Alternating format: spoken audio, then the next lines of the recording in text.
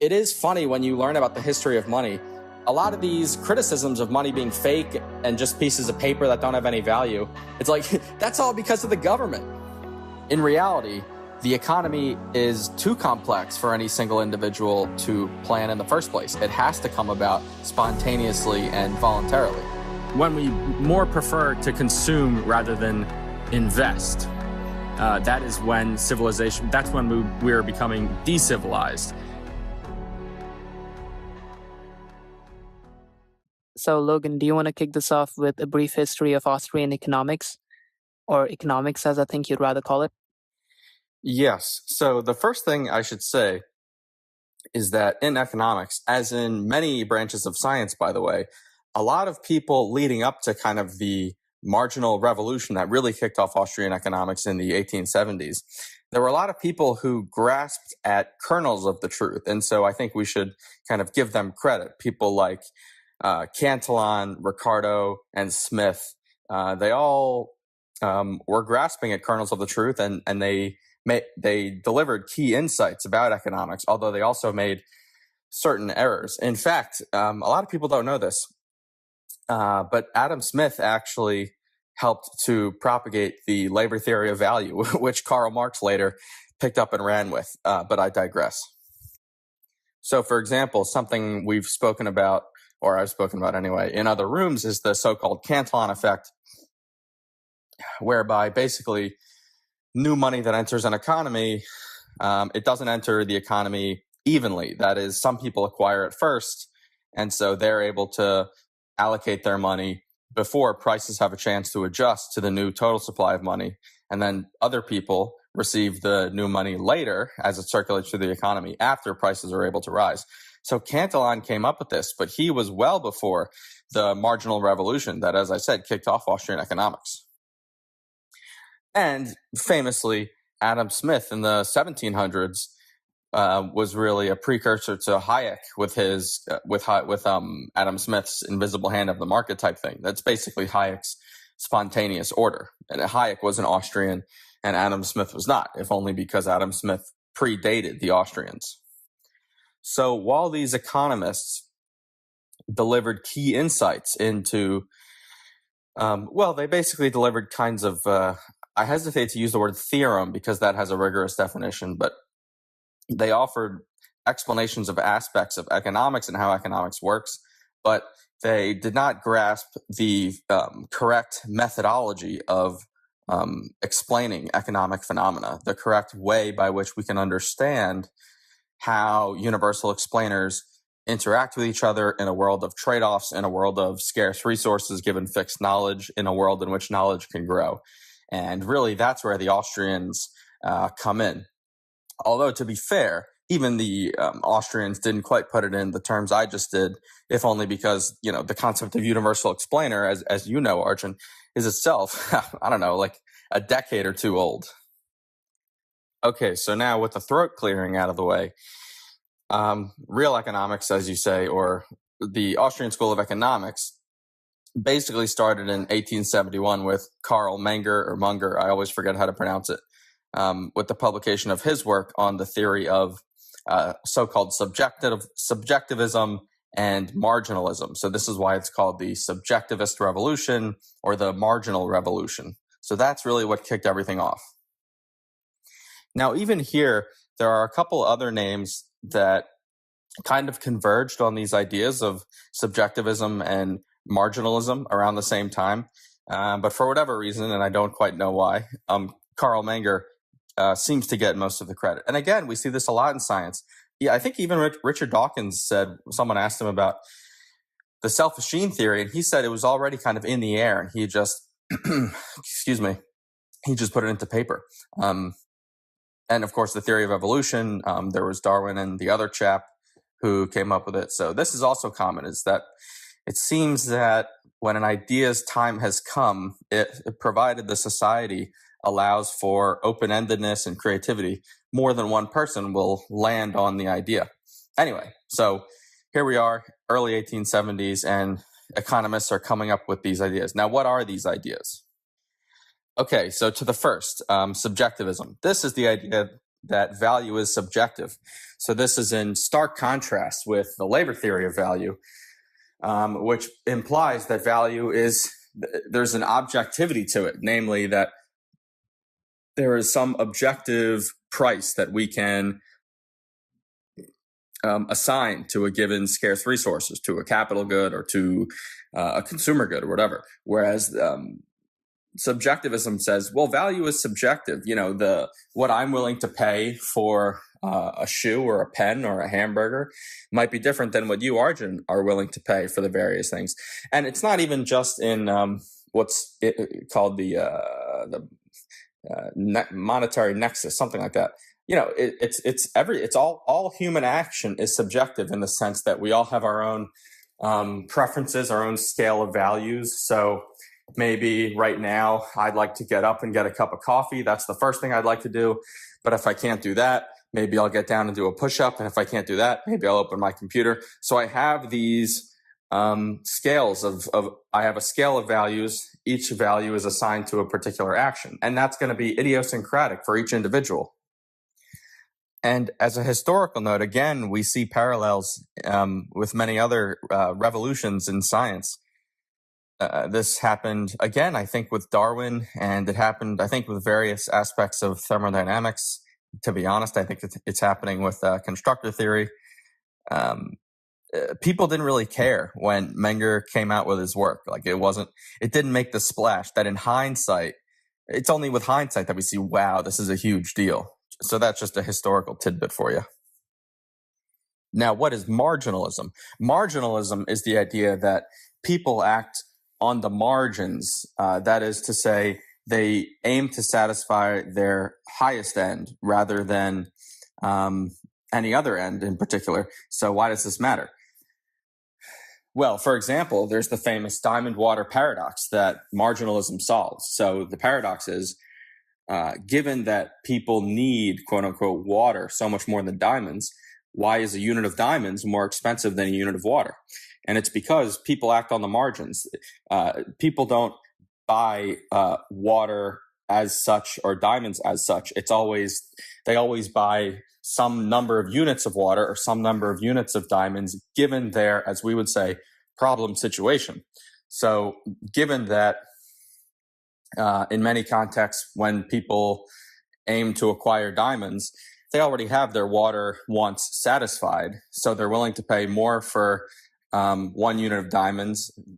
They're willing to pay more for the next unit of diamonds than the next unit of water because they've already, quote unquote, consumed enough water that they don't want any more water. Now, in fact, a unit of water would probably be more expensive than a unit of diamond if we were out in the middle of the desert and we were dying of thirst.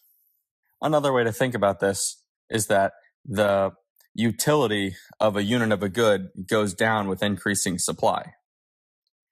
So it's misleading to think about the utility of a good as such. So it's misleading to say, what's the utility of water or the utility of diamonds? Better to say, what's the marginal utility of water or the marginal utility of diamonds given a person's problem situation or given the problem situations of all of the individuals in society. So that is what we mean by marginal utility. It should be noted that the classical economists knew about the diamond water paradox and struggled mightily to solve it. And it was only with the advent of marginal utility theory or marginalism, however you want to call it, that economists were able to solve the problem. So that's very cool. By the way, Karl Menger's book in 1871 that launched the Austrian school was called Principles of Economics, which probably Seyfedin Ammous, who recently published a book, I think by the same name, I assume he's referring to Karl Menger's book.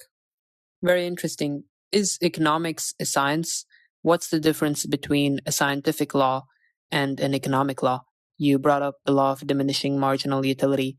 How is that kind of law different from a physical law? For example, Einstein's general relativity. Yes. Now that is the question, isn't it?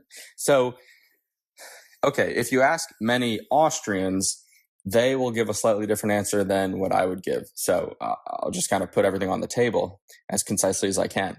They would say that economic laws are purely, I guess one way to say it is logico-deductive or deductive from certain axioms. That's what they would say. They would say it's a lot like a mathematical proof that's not subject to empirical testing, whereas the laws of general relativity are empirical in a way that the laws of economics are not. That's what they would say. I think there are a couple ways to improve upon the standard Austrian explanations of the difference between their laws and the laws of physics as we know them. One of them, as you well know, is that the word axiom should raise an eyebrow. And so we can simply replace axiom with conjecture. You know, we can say, okay, economics is predicated on the conjecture that universal explainers act in a world of scarce resources and opportunity costs and the possibility for the growth or reduction in knowledge. That's perfectly fine. And then work out the consequences of that. Then there's the issue of how economics emerges as a field from epistemology. But I want to table that because I think that'll take a little bit of elaboration. We can certainly get back to it. I would love to, actually. But let me just table that for now. But I want to flag it. And then there's kind of the issue of testing economic, testing Austrian economics and its principle and its predictions and that sort of thing. And I think the first thing to say about that is really, as you know, our eye should more be on explaining reality rather than testing. You know, testing has its role, of course, but it's only when we have at least two good explanations for a given phenomenon. And insofar as we take, for example, Popperian epistemology seriously, that alone, as I sometimes say, rules out the vast majority of economic models, because the vast majority of economic models basically assume that human action can be algebratized, but creativity, by definition, cannot be put through a deterministic algebraic formula or model. And Austrian economics is explicit about that. They're not explicit about the Popperian part, but they're explicit about the fact that human action is unpredictable and open-ended, basically. And so, you know, this isn't an experimental test, but it is a kind of standard by which we can judge various economic alternative theories or rival theories. So rather than saying, look, Austrian economics and all of its theorems are predicated on the action axiom, as it's called, and therefore it has to be correct no matter what, just like theorem in math, we can say, okay, well, how about we take our best theory of epistemology, use it as a criterion against which we judge all of the rival economic theories and see which economic theory or theories remain standing. And lo and behold, if we work it out, it's Austrian economics. Okay, now to go back to your original question, I don't think fundamentally there's a difference between economic principles and those of physics.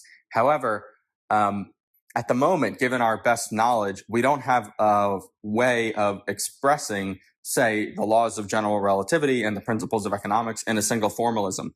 But this is one area where I think constructor theory will eventually shed some light. But again, that's kind of another rabbit hole. Happy to go down it, but I'll just say that for now.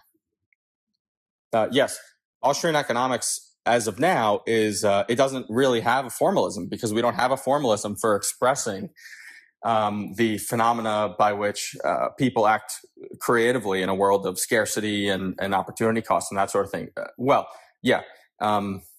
What's needed is basically a formalism that can handle knowledge and counterfactuals and this sort of thing. I definitely want to return to how economics emerges from Popperian epistemology, or epistemology, as I should say, but I want to talk about the implications of Austrian economics first. If we are to take its principles seriously, how do we need to think of the state and the elimination thereof? Should we all be revolutionists and argue for society to become stateless tomorrow, or do we need to make incremental progress in the right direction?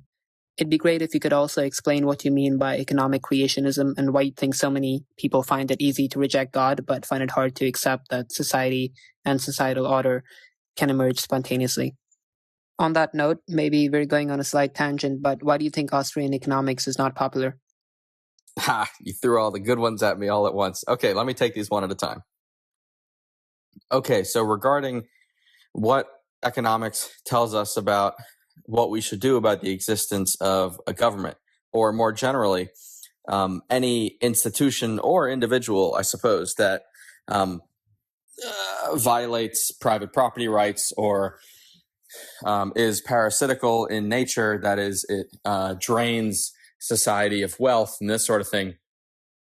The most general thing I suppose I could say, again, in light of epistemology, is that no ontological theory, that is, no theory about the physical world alone, can ever tell us what we have to do next. That is always a creative endeavor. So the relationship between physical theories and our choices is that physical theories serve as criticisms of the various choices available. So that's kind of a general statement.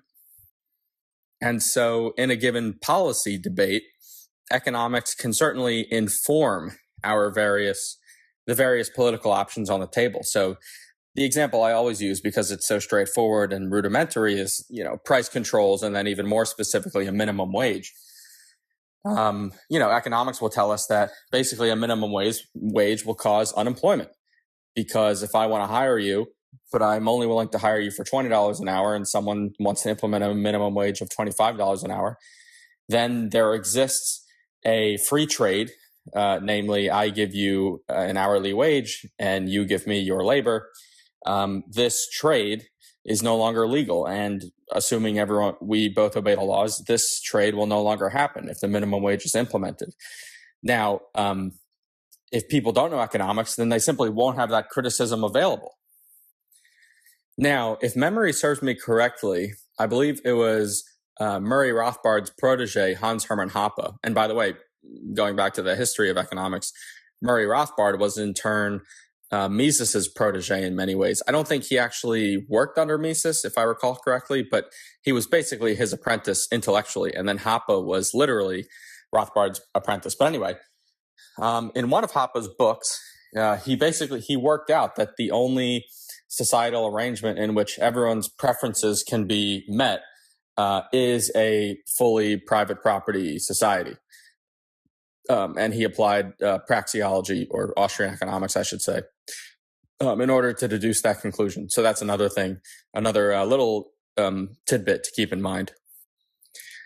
But again, this is quote unquote, merely a criticism of the existence of the state and state action. It doesn't alone tell us, should we incrementally privatize the state or abolish it, or should we be revolutionaries?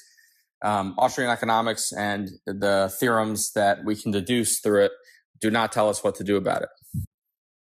Another thing Austrian economics tells us about the existence of a state, that is an institution with a territorial monopoly on the initiation of violence or on the institutional vitiation of private property rights, is that everywhere the state acts, it creates what one of the Austrian economists, I don't remember which, called islands of calculational chaos. And again, this is another rabbit hole we can go down.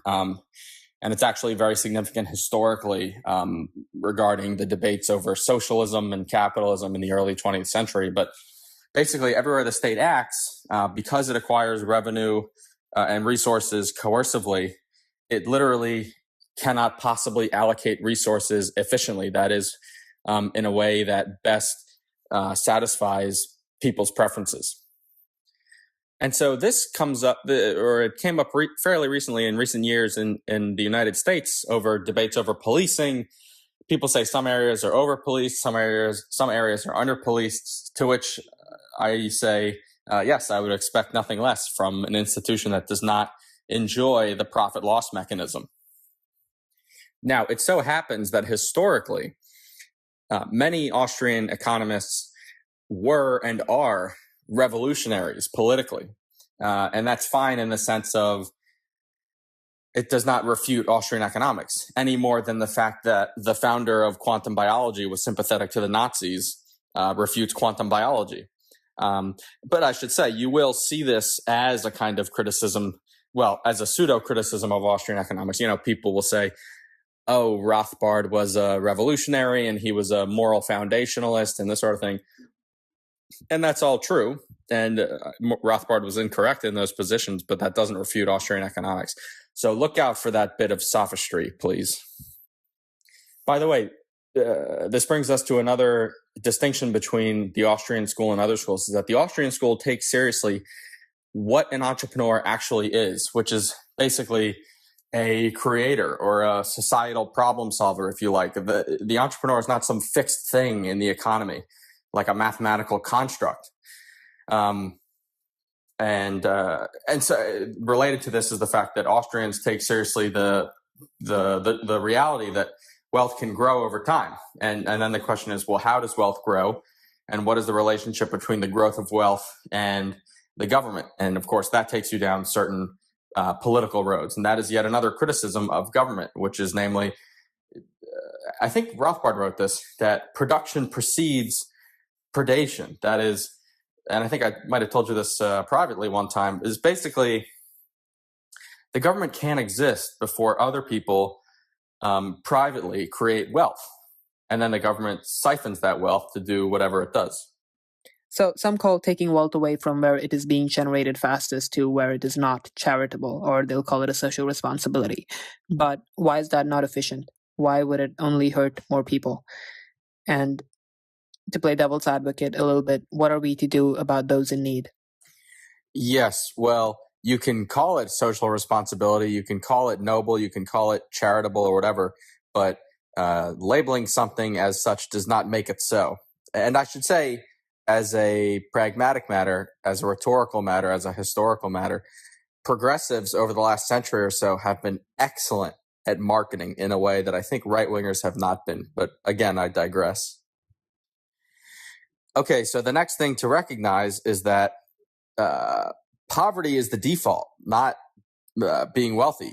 Mankind was born into utter poverty, and the fact that there's any wealth at all, that is the question that needs answering. It's not why are there poor people, it's why are there rich people, and how do we make more people rich? So then you can ask, okay, what are the prerequisites for wealth creation, or what are the conditions under which wealth is most optimally created or increased? And Austrian economics tells us that basically private property is one of those ingredients. And on the contrary, any mitigation of private property ownership of scarce resources reduces humanity's ability to generate wealth relative to a situation in which private property rights are fully respected. By the way, so this is a counterfactual claim, so that's another sort of hint at the connection to constructor theory. In Austrian economics, this all else being equal type thinking, the phrase is ceteris paribus. If I may, I'd like to put an argument out against basically welfare statism, which is what you're asking about, that I don't see many people mentioning. So again, if we take seriously the idea that wealth is not a fixed pie, that poverty is the default, that in fact what we want is basically more people to be wealthy, which basically one way of thinking about that is that we want a greater and higher quality set of goods and services to be available at ever lower prices for more and more people. That's one way to think about what it means to lift people out of poverty. Okay, so any welfare state or redistribution scheme requires that wealth generators are taxed. Their private property rights are violated. Their resources are taken from them against their will. This raises the cost of them engaging in wealth-creating endeavors, in entrepreneurship, and so on. So it lowers the returns of them doing so. And in economic speak, whatever you tax, you get less of, and whatever you subsidize, you get more of. So right out of the gate, we're agreeing in this scheme to have less wealth creation than we would have otherwise. That is, we're going to have less quantity of goods and services, and those goods and services are going to be of lower quality and of higher price available to everyone than we would have if we just left the wealth creators alone.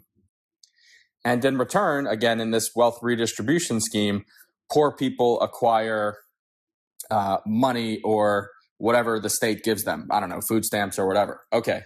But the thing is, they acquire resources, again, often money, and that money is meant to be used to buy things in the first place. But what they're buying, as we've already established in the previous chit, is now it's lower quality goods and services and at higher prices than they would be if we just left the wealth creators alone.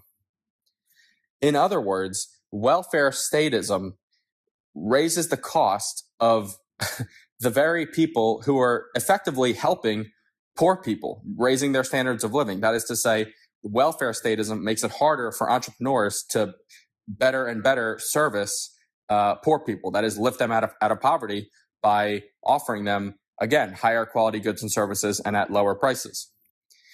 So that's an argument I don't hear made very often. The other arguments are that kind of on the other side is that welfare statism lowers the cost of being in poverty. That is to say, it traps people in poverty. So unlike voluntary charity, which can discriminate and is discerning and frankly is a driver of social capital because it brings people together. You know, a church says, hey, we'd love to give you food and clothes, but we also want to kind of help you get up off your feet and you'll be grateful and maybe you'll help work with the church once you get off your feet. Welfare, on the other hand, is this, how do I usually describe it? Oh, I forgot the term that I use. But it's basically like a blank stone wall that people just approach and take resources from. There's no social capital being generated. In fact, social capital is deteriorated because you're no longer going to community members. You're going to these nameless, faceless bureaucrats for resources, and you just keep taking. So if you're getting a welfare check every month for $500, why would you ever take a job that pays less than that? So the social capital thing is also, I think, an underused but very important argument. So in other words, there's a trade-off that advocates of welfare won't admit to, which is basically, okay, I'm willing to have there be more welfare for poor people, but it's going to cost social capital. In other words, you're necessarily both crowding out private alternatives, private community alternatives, which alone diminishes social capital, and you're raising the returns on people just, again, basically eating from the paw of nameless, faceless bureaucrats that don't really care about your community. So I think it just really, all this talk of welfare, it just comes down to, do you think wealth is a fixed pie or do you think it's an open pie? Because as soon as you recognize that it's an open pie, the next question, as I said earlier, is, well, what are the prerequisites or the conditions such that wealth can be maximally generated? Because again, if it's an open pie, then we can just lift all boats. And if you think it's a fixed pie, then necessarily when someone becomes rich, they're taking from the mouths of poor babes. And of course, there's the universal argument against government implementing a welfare state or a redistribution scheme, which is the same one. I think I mentioned this only once, but it's the socialist or the economic calculation problem. Namely, okay, it sounds good. Yeah, the government should just give people stuff, but they don't know how to allocate those resources because they acquired them coercively. In other words, on the free market, there's some aggregate demand for charity, and charitable organizations try to ascertain that through, it's still a profit loss mechanism, even if they're a nonprofit. That's a bit of a pedantic point. But basically, and if those organizations fail to satisfy their customers, quote unquote customers, as it were, they'll go out of business. But the government never goes out of business. And they just don't have the profit loss mechanism to ascertain whether or not they're allocating resources between charity and other alternative services efficiently. There's also, it's funny, once you see it, you can't unsee it. But for people who advocate for government welfareism or redistributions, there's no grappling with the fact that governments are fallible. And as we've discussed now at length, the various economic reasons why it's a bad idea. But also, if the government is capable of just doing things that we want, and there are no trade-offs and there's nothing else to consider, why would we even stop at welfare? Why not just have the government do everything? Now, of course, this is very reminiscent of when Popper would give lectures and say, observe. Because if someone says the government should do everything, the question is, okay, well, what does everything exactly mean? How do they go about doing it? And it also doesn't take into account future goods and services that no one's even thought of yet. But this sort of universal type thinking is how, by the way, many people become anarcho-capitalists in the first place. Namely, if the government, either the government is capable of providing anything we want with no second thoughts, or the free market is just a superior process by which wealth is generated in the first place. And that would be true for any good or service that we can conceive of. Oh, and to bring us back to kind of the fundamentals of Austrian economics, because I think I forgot to say this. Sorry, we've been a bit all over the place, which is totally fine. Austrian economics is about the conjecture that universal explainers act purposefully. That is, they employ scarce means towards satisfying or fulfilling some end or solving some problem, if you like. So I just wanted to add that to the conversation because I'm pretty sure I have not used the word purposeful, which I should have. I should also add, Arjun, when I was talking about wealth, and I was saying kind of the economics view of wealth, well, one way to view it is just the set of all goods and services one can purchase. But the more general view, which comes right out of constructor theory and is made explicit both in the beginning of Infinity and also in the foundational paper of constructor theory, that you can take the constructor theoretic view in terms of transformations. That is, wealth is the set of all transformations an entity can conceivably perform. So a biological entity has some amount of wealth, a person has some amount of wealth, and a civilization has some amount of wealth. But I didn't want to be quite that general when I was talking about basically why welfare is a mistake. But I just wanted to flag that as well for you and whoever else is listening. I should add regarding the constructor theoretic view of wealth that it makes it a bit more obvious why knowledge is the limiting factor in our ability to make progress rather than some arbitrary raw material or a scarce resource or even a capital good. And we haven't spoken about the delineation between capital goods and consumer goods. Maybe we'll get to that. Because if wealth is the set of all transformations we can cause, well, by growing our knowledge, by increasing our knowledge, we are capable of causing ever more transformations of the physical world. Anyway, treat the last two chits as a kind of parenthetical. So for those interested primarily in Austrian economics, you don't necessarily have to worry about that. But if you're interested in a more integrated kind of worldview that incorporates Austrian economics and constructor theory and epistemology, then digest those last two chits, I would say. Okay, one more thing. So with this constructor theoretic view of wealth in mind, it helps us understand morality a little bit, by which I mean, so if wealth is the set of all physical transformations we can render, then morality or moral theories help us to adjudicate between which physical transformations we ought to render or which physical transformations we ought to pursue and which physical transformations we ought not to render or pursue. So moral knowledge is that knowledge which selects amongst the repertoire of all the physical transformations we're capable of causing. Moral knowledge selects which ones we ought to render and or pursue. Okay, so now to answer your question about economic creationism. Right, so economic creationism is the false idea that all of the order in society requires some top-down designer in order to come about, and that, in fact, without some top-down planner, there would just be chaos in society. The economic creationist thinks that if only the top-down planner or designer just passed the right laws or willed such and such into existence, willed some solution into existence, that therefore order would emerge in society and that our problems could be solved by fiat.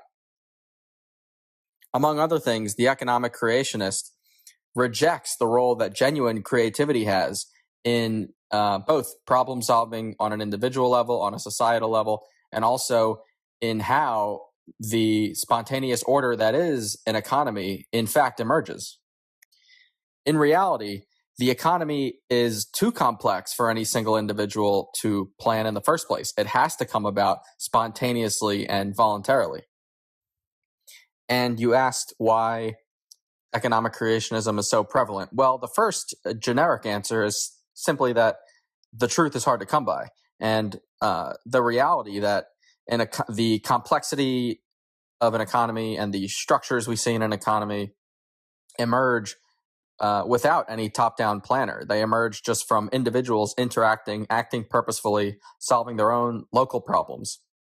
That this idea is counterintuitive and required geniuses to figure out, much like humanity wasn't born with the knowledge of Darwinian evolution. That took, heavy thinking for thousands of years or centuries or whatever.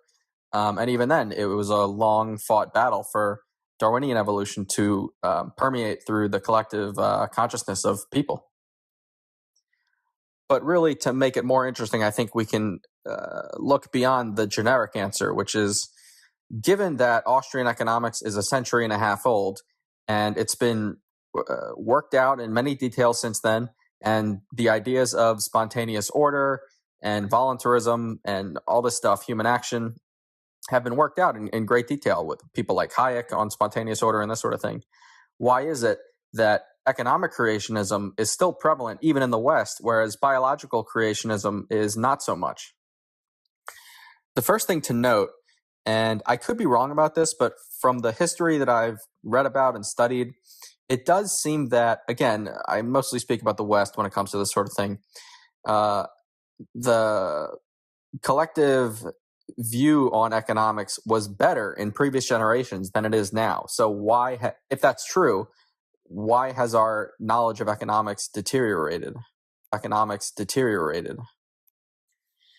think at least one reason why economic creationism is so prevalent is simply that most kids go to school. I think I had mentioned earlier in our conversation that a lot of political positions are held unquestioningly because the underlying assumption that wealth is a fixed pie is itself held as axiomatic. And what is school if not a decades-long fixed pie that people are forced into? By the way, I think economic creationism is far more dangerous than biological creationism. And it's also kind of funny. Many of the people who will mock biological creationists will at the same time be economic creationists. Speaking in broad terms here, the biological creationist, generally speaking, does not want to impose his or her views of the subject on everyone else. And yet, on the other hand, the implications of economic creationism are such that bad ideas are forced upon everyone, or at least everyone who shares the polity with the economic creationist. And just another note on the school thing, I think it's not an accident for similar reasons that universities and colleges are also infected by so much economic creationism. And then you have these kids who have been in this fixed pie environment from 5 to 18. Then they go to college. They hear even more economic creationist views and that only good educated people think these things and bad people disagree, blah, blah, blah. And then those young people go out to society and spread the ideas even further. And this all connects to the Fiat standard versus a hard money standard, which I won't get into now, but of course we can go down that rabbit hole. And so, again, I think the entire education system, I suspect, is a large reason why economic creationism is dominant, despite the fact that we have very robust, deep explanatory theories about how economics really works. Okay, now to answer your question on why Austrian economics is not popular in contrast with other schools of economic thought. And here, I think it's basically a hybrid of physics envy and this dogmatic insistence that a theory has to be mathematical to be valid. I think actually I sent some chits about this very subject in the Austrian economics room on Air Chat. But yeah, there are a lot of economists who just bristle at the notion that economic phenomena could be explained in the absence of algebraic modeling. But to judge an explanation by the characteristics of its corresponding models in the absence of a good explanation for why we should prefer some models over another, I think is a mistake. And in this case, in fact, we should prefer mathematical models that are not deterministic, such as algebraic ones, for the reasons we've talked about earlier. We're dealing with inherently unpredictable phenomena because we're dealing with creative entities. I should be fair as well. Some economists reject Austrian economics in a way for good reasons, because they reject the fact that they reject Austrian economics because its proponents say that it is axiomatic. And we spoke about that earlier, so I won't repeat the arguments here.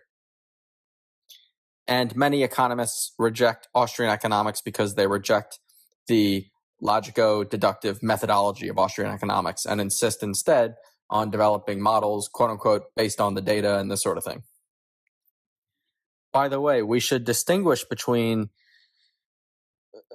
economic creationists who hold these ideas as anti-rational memes versus those who hold them as rational memes, in the sense that they are open to criticism and to changing their mind. There's a very big difference. And this is also true of anyone who is simply, for lack of a better phrase, economically ignorant. There's a difference between those who shield their conception of economics from criticism and those who are open. So as we've talked about in other channels, many people who are economic creationists or some variant thereof, they'll say, basically anyone who disagrees with me is a bad person. They moralize, so they're shielding their ideas from criticism. So those memes they're holding anti-rationally. But other people are just, living their lives casually, just never heard Austrian economic ideas, and they just think, yeah, of course, we should have a minimum wage and a redistribution income. Yeah, why not? And they just haven't heard alternative arguments. There's a lot of good stuff here. I want to talk about consumerism, as it goes back to what you were hinting at, with wealth being the set of all physical transformations we can cause, and moral knowledge helping us decide between which physical transformations we actually ought to pursue. So knowledge of how to transform the world doesn't tell us anything about which transformations we ought to actually perform. That's where morality kicks in. Now, some people don't like capitalism because they think it takes away meaning from our lives and puts them into material things where it's all about buying things you don't want to satisfy people you don't know. They're talking about a problem also known as consumerism, but they directly link it to capitalism. How do you respond to that? Yes, there are many answers to that question. The first is that capitalism, it's not primarily about seeking monetary profits or selling to people you don't know. Fundamentally, it's really just about private property rights and voluntary interactions between people. So such a society, in other words, a fully private property society or a fully capitalistic society, in principle can be as consumeristic or as non-consumeristic as you can imagine. So in other words, consumerism is a cultural attribute. It's not like if you have socialism, suddenly people are necessarily less consumeristic. Another way of thinking about this is to say that if by capitalism we just mean leaving people alone to do as they wish with their private property, they are free to be as consumeristic as they so choose or not to be. At least they have the choice. Whereas under communism, you don't have the choice. You're under the whims of the central planners. And who knows how there's no law of nature that says, oh, in a communistic society, the central planners are never going to be consumeristic. Who wrote that law? No one. Okay, now to make an economic point is that, ironically, the people who advocate for consuming a lot of stuff, well, I should say, a lot of the people who criticize capitalism at the same time think that consuming things drives the economy. So they're the ones literally advocating for consumerism. Whereas in reality, as I think Murray Rothbard said, production precedes consumption. Or he might have said production precedes predation. But either way, they're both true. So John Maynard Keynes famously advocates for literally a consumeristic mindset and culture. And if I'm not mistaken, I think was it George Bush towards the end of his presidential administration told people to go out and buy stuff to revive the economy. But again, what you want is ever expanding production to increase wealth, not consumption. Okay, so I haven't actually made an economic point. I've only made kind of political, historical points. So let me make an economic point now. Okay, so for an economy to expand, people have to invest in capital goods that are used towards the production of ever more and ever greater quality consumer goods that people then purchase on the market, or that the entrepreneur hopes that they purchase, such that the entrepreneur makes a profit. Okay, but the bigger the government, the more that they tax, the more that they, as I think I mentioned many chits ago, they lower the returns on entrepreneurial activity. In other words, they lower the returns on investment and savings. And investment and savings is the opposite of a consumeristic culture. When a person invests in some capital mode of production, that is, they put $1 away, or they give $1 to an entrepreneur, the entrepreneur then transforms raw materials into capital goods, and those capital goods into consumer goods that people buy. The person who invested that $1, sorry, I keep messing up the chits. The person who invested that $1 ideally receives more than that $1, and adjusted for the time that the person waited, in return. So that's how wealth creation happens in an economy, through investment, which is kind of the opposite of consumption. Now, many of the same people who decry capitalism and decry consumerism will at the same time advocate for taxing these very investments and entrepreneurial profits that I just mentioned, that, as I said, lead to the creation of wealth, the expansion of wealth, and the production of more and more goods and services at higher quality and lower cost. And as I said many chits ago, whatever you tax, you get less of, because basically you're lowering the returns. So those human actions fall lower on individuals' scale of values relative to other things, such as consumption. And so the more the government intervenes in an economy, the higher people's, what's called their time preference, becomes relative, all else being equal, relative to the situation in which there is no such tax and people are able to invest and spend and engage in entrepreneurial activities in the absence of taxation on their productive activities. Now, if you ever encounter Bitcoiners, much of what we're talking about now is a big theme of theirs, which is basically, because we live in a fiat money society, or a fiat monetary regime, or an easy money regime, however you want to call it, basically it's very difficult to save by just holding cash, because the government or the central bank will just create more cash out of thin air. You increase the supply of money, you decrease the marginal utility of each given unit of that money. And so if you know your money is going to lose purchasing power in the future, you're much more likely to spend it today on consumer goods.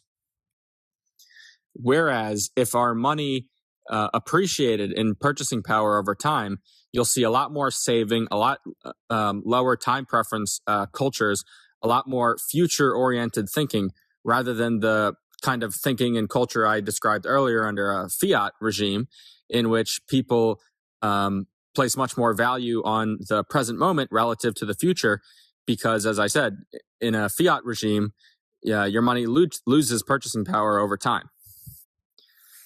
To be a bit more precise, this is where the all else being equal, or ceteris paribus, really helps us understand things here, because real prices of goods and services in a fiat regime can still fall, because basically the pace of innovation is such that it overpowers, as it were, the inflationary effects of fiat money. So, in other words, there are two countervailing forces that determine whether real prices go up and down. So there's innovation that causes real prices to fall, and then there's the increase of the money supply, which causes prices to rise. Sorry. So when I say that real prices, or when I say that nominal prices rise in a fiat regime, that just means that they rise higher than they would have on a hard money regime.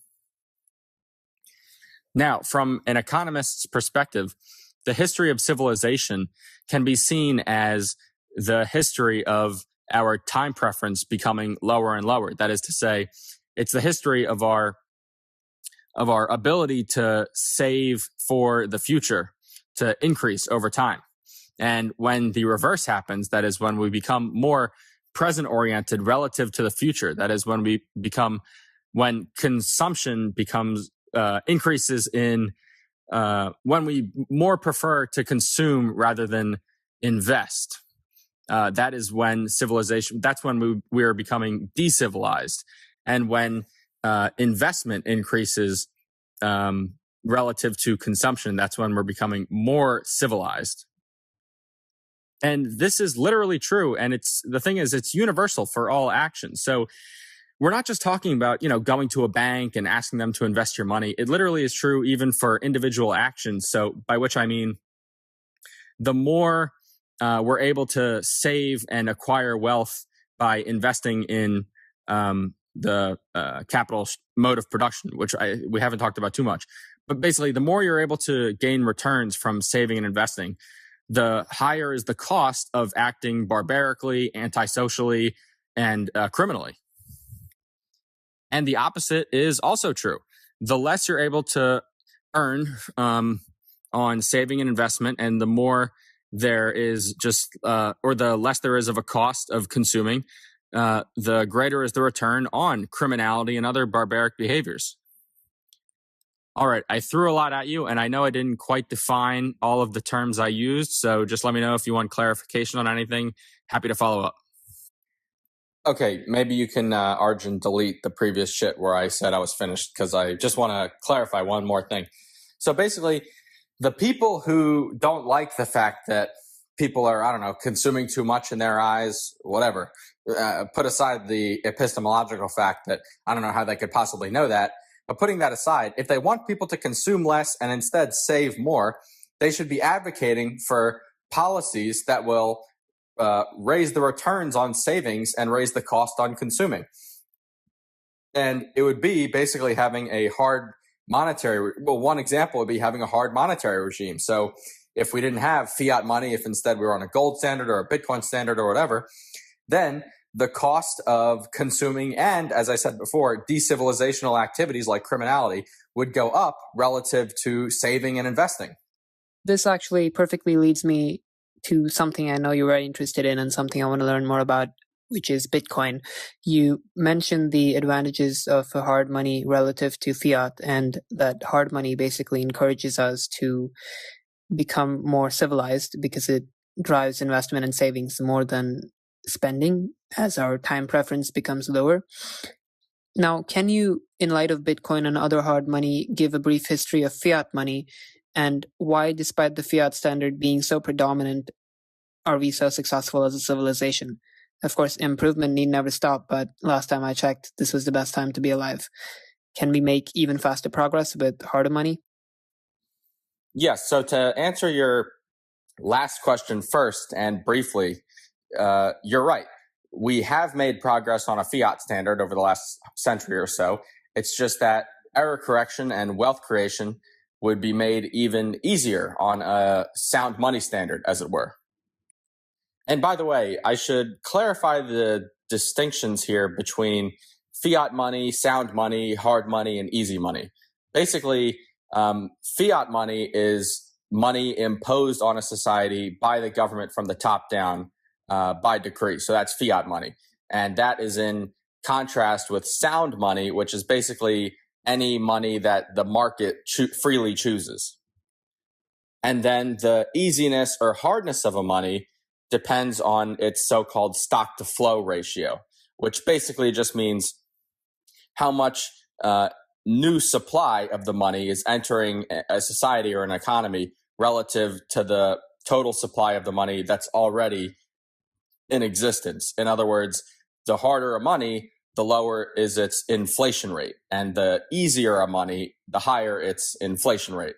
So if you have a lot of money, new money flowing into an economy relative to the amount that's already there, then you have a high inflation rate. You have a low stock to flow ratio. And then if you have a hard money, you have very low inflation, very little new money entering the economy relative to the total amount that's already there.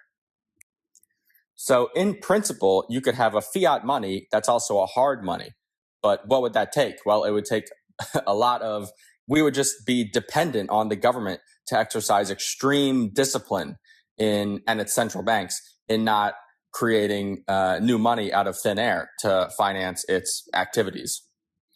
Similarly, and this starts to get us into the history, you can have a sound money that is a money freely chosen on the market that is actually a very easy money, or that becomes easy because of technological changes or because of contact with other societies, such that the new society, in fact, has the knowledge to create new supply of the first society's form of money.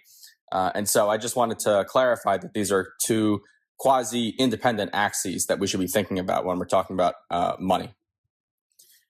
And one final note before we get into the history of fiat money. And we've spoken about kind of the ways that inflation impedes our ability to error correct from an economic perspective. But if you want to dive deeper into that topic after we talk about the history, more than happy to do so. Okay, now as for the actual history of fiat money, it's a huge topic. And so feel free to interrupt me at any point if I go on for too long and direct me in whatever direction you like. I guess we could start the story with talking about the emergence of metal as a use of money and kind of how early states co-opted that for their own purposes. This ties into kind of the fall of Rome. That's a very common trope you'll hear, is the connection basically between devaluation of the currency in Rome and the rampant degeneracy that late Rome suffered through, and then the eventual Roman collapse. So sometime around 500 BC, give or take a century, as far as I can remember, that is when metal emerged in the ancient Greek world as a sound money. So during the days of the Roman Republic, you may have heard of the denarius coin, which was a silver coin with 3.9 grams of silver.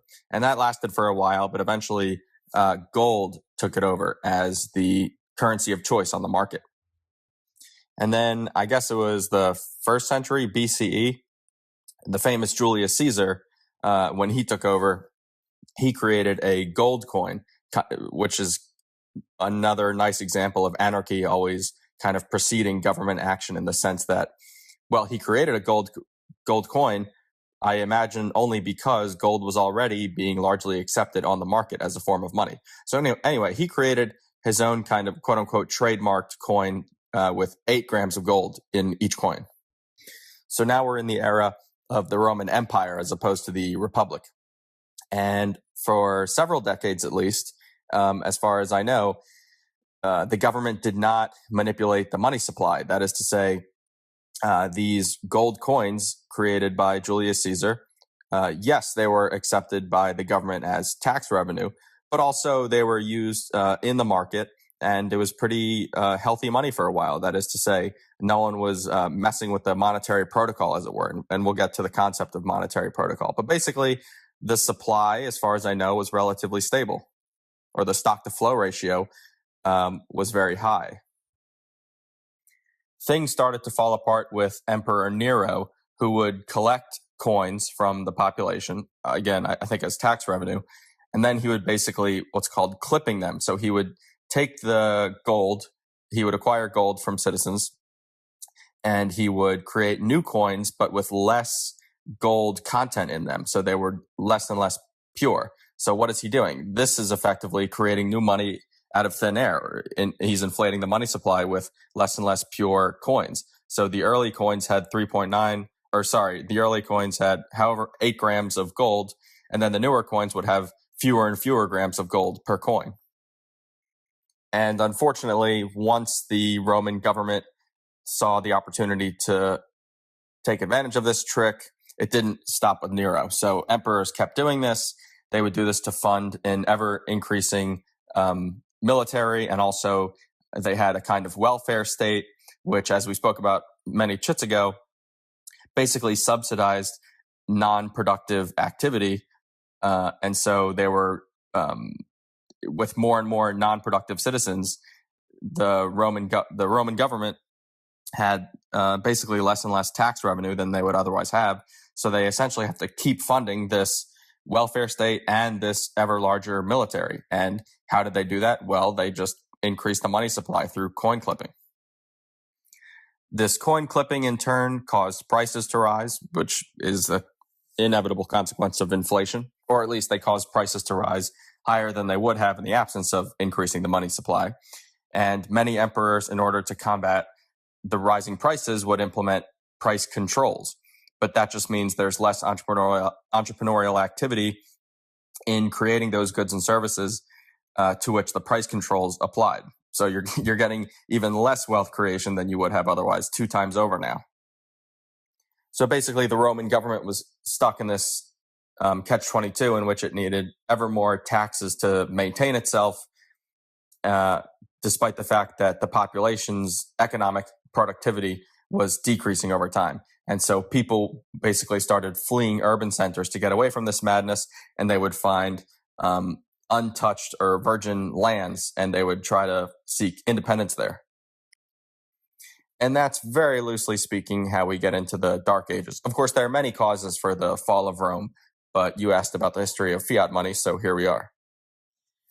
I'll just add that, so during the late Roman Empire, famously, there were these kind of massive degenerate indulgences. For example, these banquets, and people would eat until they were stuffed and force themselves to throw up and eat again and all this stuff. And there's a connection that we've talked about here between the soundness of money and the rate at which people consume relative to invest and save. So once again, if your coins are constantly being clipped and the value of the purchasing power of your money is going down over time, then the relative returns on consuming in the moment relative to savings and investment goes up. And so you'll get more consumption relative to investment and savings. Before we go on to the Renaissance period, which is very important with respect to the history of money, because that's when banking really emerged as a mature industry, it might be worthwhile to say a few comments about why certain commodities are chosen as money and why some are not. In other words, what are the attributes a commodity should have or should ideally have to serve as money? Okay, so what attributes does a commodity have to have in order to serve as an effective medium of exchange? That's the question. Okay, so it has to be divisible, it has to be durable, it has to be saleable across space. That is, it has to be easily transportable. It has to be able to scale, so it can handle, let's say, small payments and also large payments. And it has to be saleable across time, which is basically another way of saying that it's durable. Now, each of these properties basically exists on a continuum. Some commodities will be very strong in one aspect and weak in others, and some will be in the middle, and any combination of any of these attributes is totally physically allowed. Now, this brings us to the coins that we were talking about during the Roman Empire period. Now, why did gold emerge as money during this time? Well, if we think about the attributes that we had just discussed, gold is very durable. Notoriously, it's very difficult for gold to deteriorate and that sort of thing, and to degrade over time. It is divisible. That's the whole point of coinage, that you can divide them into coins and that sort of thing. It's fairly saleable across space, but interestingly, and this will tie us into the Renaissance period, it doesn't quite scale. It doesn't scale very well because basically the larger transactions you have with gold, the larger transaction costs there are, the greater risks that there are. In fact, I learned this from some book, I don't remember which. A lot of the ships at the bottom of the ocean is because pirates would try to take them over because those ships were transporting gold from one, nation to another, whatever it is. Oh, and of course, how could I forget the other property we've been discussing is the relative hardness of the commodity. That is, its stock to flow ratio. So the more difficult it is for the supply of the commodity to increase relative to the total stock, the lower will be its inflation rate, and the better it can serve as a medium of exchange, and then in turn as a store of value and as a unit of account for entrepreneurs. Notice that these properties of money are economic. They're not physical per se. That is, they don't tell us which physical commodities are inherently superior as a money than others, because it largely depends on what we know how to do.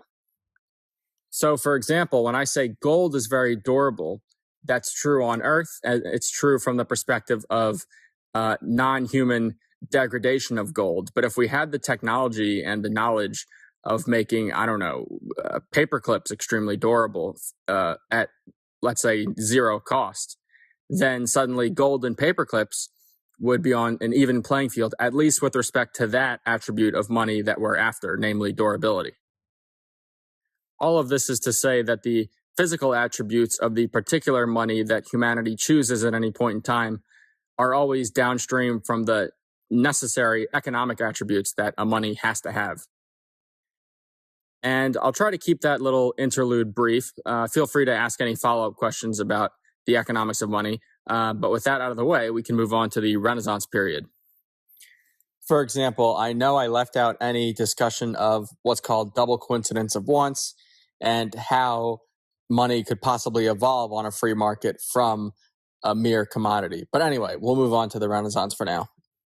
All right, so in the 13th century, you had the rise of the Renaissance city-states like Florence and all these cities that are, famous for humanism and this sort of thing, and art and all this stuff. And what people often don't know is that this was a period of sound money, of hard money, of coinage, basically free flowing in a free market sort of way, not being corrupted and debased by large tyrants or tyrannical institutions. And as I mentioned earlier, this is also when you get banking emerge as a robust, mature institution. And people would use banks to basically safekeep their precious metals that, is their store of value and their medium of exchange and all this sort of stuff. And while banking certainly solves a problem by doing so, it also opened up the floodgates for tyrants to really take over the money supply. Now, this is because basically, if you park your money, your what's called first layer money, so that is gold and silver coins and this sort of thing at a bank, the bank could then give you a paper note such that you can use the paper note instead of your authentic money, and you can trade around in the marketplace. And anyone who has that note, it's basically an IOU. So you take it to the bank. The bank then gives you however much gold or whatever, however many coins corresponds to what's written on that note. So that paper note is basically a layer 2 money. And for a detailed history of how all this works and how you get the evolution of this, I don't want to call it a pyramid scheme because that's not the right description, but basically the evolution of this kind of layered monetary system, I would recommend Nick Bhatia's book, Layered Money.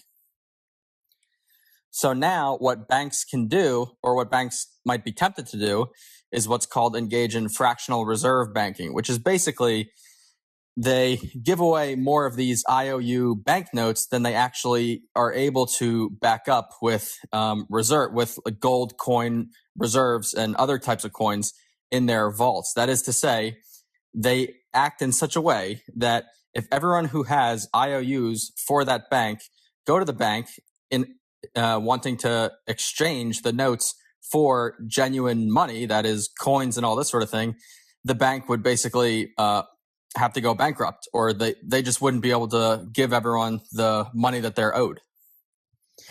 Okay, so to summarize, the historical significance of the Renaissance period from a history of money perspective is that you get the emergence of the banking industry, which, again, on the one hand is extremely good, and it allows for the complexification of financial instruments and layer 2 and even layer 3 monies, and you get more and more trade, and this is all fantastic for reasons we've spoken about earlier, or maybe we didn't, I don't quite remember at this point. But now that you have basically you're trusting a third party with your money, and there exists layer 2 monies or paper monies that basically corresponds to authentic money that you're trusting someone else with, this opens the door for fractional reserve banking, which is basically fraudulent activity.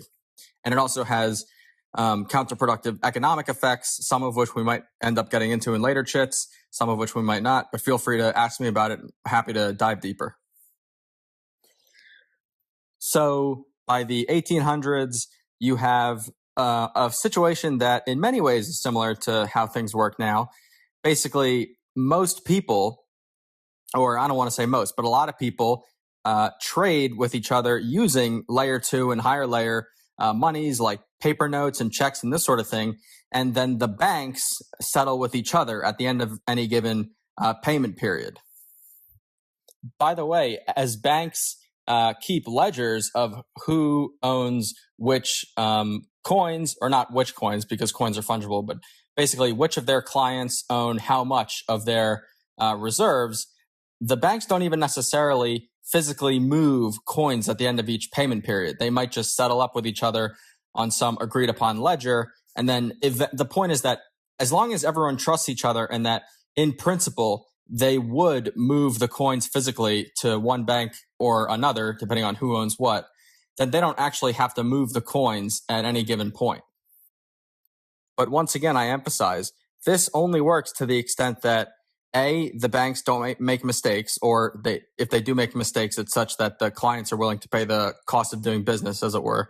And B, the banks don't engage in fractional reserve banking such that if the clients start finding out, then there ends up being a bank run, and then the bank ends up going bankrupt or isn't able to cover everything that the clients demand. So you can see already hints of this is kind of one of the problems that Bitcoin aims to solve, which is that clients of all the banks are utterly dependent on the banks in the sense that they are not forced, but they are relying on the banks to behave honestly and in a way that they don't make too many mistakes.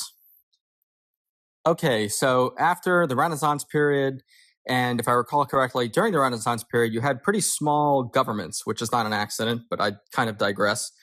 Then we get into the 17 and 1800s. This is when you're getting the British Empire and other large European powers. And at this point, this is when we start to get the emergence of a global gold standard. So, and I think Isaac Newton actually played a role in getting England to get on a gold standard in the 1700s, I guess the early 1700s. And kind of like the way it would work even on a free market amongst individuals, the more people adopt a given scarce resource as money, it's kind of a virtuous cycle, because then it becomes even easier to use as a medium of exchange because it's basically a network effect. And so after England got on a gold standard, you had more and more European nations also adopting a gold standard. And so by the 19th century, European currencies, as far as I know, were all basically defined in terms of how much gold weight either the coins themselves held, or if we're talking about higher level monies like we were talking about before, these were defined in terms of how much gold you could get for them if you went to a bank. And this is great for global trade and the growth of wealth and progress, because you only need one money. In fact, the more monies you have, the closer you are to barter. And again, I know we didn't quite talk about barter versus a monetary economy. Happy to get into that. But the point is, you only need one money in much the same way you only need, in principle, one language. And the far other extreme would be, well, if everyone had their own idiosyncratic language, then language would effectively be useless. And similarly, if an economy had a different money for every individual in that economy, for all intents and purposes, we're just at a barter economy again. And then on the far other end of the other extreme would be, no, if we just have a single money, a single unit of account, a single unit of exchange, a single store of value, then you can price all other goods and services in a single unit that everyone can compare against in common. And that's what the world was like in the 1800s. And more than that, it wasn't like the single money that people converged upon was a technologically inferior or economically inferior form of money. As we talked about earlier, gold had at that time, and I suppose still does in many ways, many of the economic attributes that you want a hard money to have. And we don't have to go over those again. So in the 1800s, you had a situation in which people all over the Western world could save by literally just putting gold coins in their basement or whatever it was. They could trade with people from across all different nations, and their money wasn't the purchasing power of the money wasn't being diluted over time from some central banks, because gold is the standard. And back then, and I suppose even now, you can't just spin up gold out of thin air. So the stock to flow ratio, as we've talked about, was very high. So everything is going great from a monetary perspective. All right, so this gold standard era basically ended in 1914 when World War I broke out. And the short story is basically governments and their central banks at this point were all too tempted to break with their gold standard and just create layer 2 money instruments out of thin air in order to pay for their war efforts. And in other words, all of these central banks were running fractional reserve schemes, thus devaluing the currency or lowering the purchasing power of the currencies or of the layer 2 monies that their citizens were carrying around. So it was no longer the case that banknotes or whatever you want to call them were quote unquote as good as gold, which they used to be only a decade or a couple decades ago before the outbreak of World War I. Now you could say, well, why didn't these governments just tax their citizens in order to pay for their war efforts? Well, taxation is quite unpopular, especially if it's for something that the people don't really buy into, such as, for example, World War I. And I'm painting with a broad brush here, of course. But the point is, and this remains true today, is that if instead of taxing governments and their central bank partners just print the money out of thin air, it's much more insidious because it's harder to detect, and there's also a delay. And so without economic knowledge, people don't really put cause and effect together. And so by just printing banknotes, governments are able to siphon the wealth from their citizenry to pay for things that the citizenry would otherwise not want to be taxed in order to pay for, such as, for example, war, in this case, World War I. It's really a wild story going from the Renaissance period in which banking was first developed into the mature industry that we now know it as, through to people parking their precious metals in the banks, and then the development and evolution of banknotes and layer 2 monies, and then people trusting the banks with their gold and precious metals. But then the banks become tempted, and then we're on the gold standard and everything's good, but there's that Achilles heel that governments could basically take over the banking sector, institute central banks. The central banks then hold all of the precious metals of what had been the private banking sector. And then governments during wartime are all too tempted and print money along with their central banking counterparts, print layer 2 monies and banknotes such that they're engaged in fractional reserve banking, and they can no longer redeem all of the banknotes for gold, and they're basically siphoning wealth from the people in order to pay for things that they don't want. It's really an amazing movie script. And yet this literally happened. Now, people can check me on this, but I'm pretty sure European governments during World War I told their citizens, you can no longer redeem your banknotes for gold. So this is kind of an official marker of a fiat monetary system.